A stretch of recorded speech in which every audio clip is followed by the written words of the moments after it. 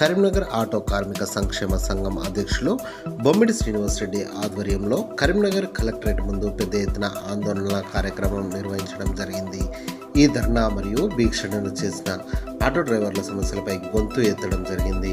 బొమ్మిడి శ్రీనివాసరెడ్డి మాట్లాడుతూ కరీంనగర్లో ఆర్టీసీ ద్వారా ప్రవేశపెట్టిన ఈవీ ఎలక్ట్రికల్ ఆటోలను వెంటనే ఉపసంహరించుకోవాలని, కరీంనగర్లో వైట్ ప్లేట్పై నడిపే టూ వీలర్ ర్యాపిడోలు వెంటనే నిషేధించాలని, కరీంనగర్లో ర్యాపిడో, ఊబర్, ఓలా వంటి కార్పొరేట్ సంస్థలను ఎత్తివేయాలని, సిటీ బస్సులు రద్దు చేయాలని, ఆటో డ్రైవర్లకు ఇస్తామన్న 12,000 వృత్తిని వెంటనే ఇవ్వాలని, 1,000 కోట్లతో ఆటో సంక్షేమ బోర్డు ఏర్పాటు చేయాలని, ఆటో డ్రైవర్లకు ప్రమాద బీమా పాలసీని పునరుద్ధరించాలని, చనిపోయిన ఆటో డ్రైవర్ల కుటుంబాలకు 10 లక్షల ఆర్థిక సాయం అందించాలని నినాదాలు చేస్తూ ర్యాలీ నిర్వహించారు.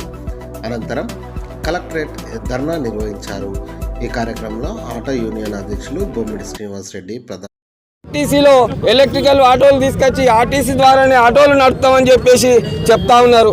మరి మేము ఆత్మహత్యలు చేసుకొని చచ్చిపోవడమా, లేదంటే ఈ రేవంత్ రెడ్డి గారు కానీ, పొన్నం ప్రభాకర్ గారు కానీ వీళ్ళు ఏమైనా మా కుటుంబాలను ఆదుకునే పరిస్థితి ఉందా?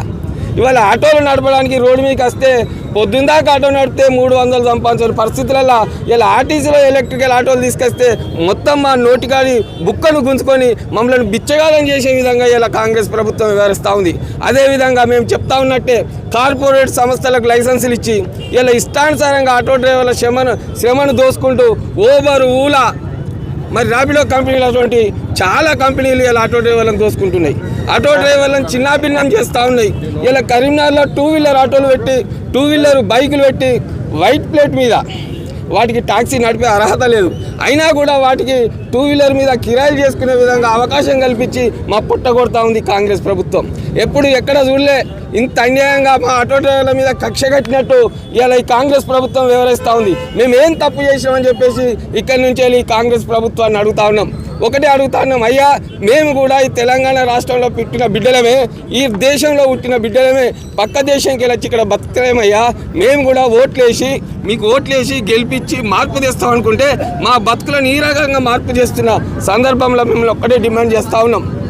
లోగడ మేము ఆటో డ్రైవర్లు చచ్చిపోతే 5 లక్షల ప్రమాద బీమా ఉండే, మీరు ఇస్తా అన్న 12,000 ఏవి, మీరు ఇస్తా అన్న ఇందిరమ్మ కాలనీలు ఏవి, మీరు ఇస్తా అన్నటువంటి సంక్షేమ బోర్డు ఏది?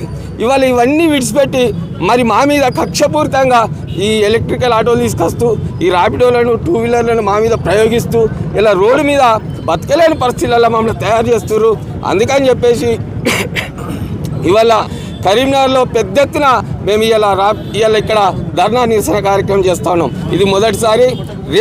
వెంటనే రేపు జరిగే అసెంబ్లీ సమావేశంలో ఈ ఎలక్ట్రికల్ ఆటోల గురించి, ఈ టూ వీలర్ ఆటోల గురించి నిర్ణయం తీసుకోవాలి.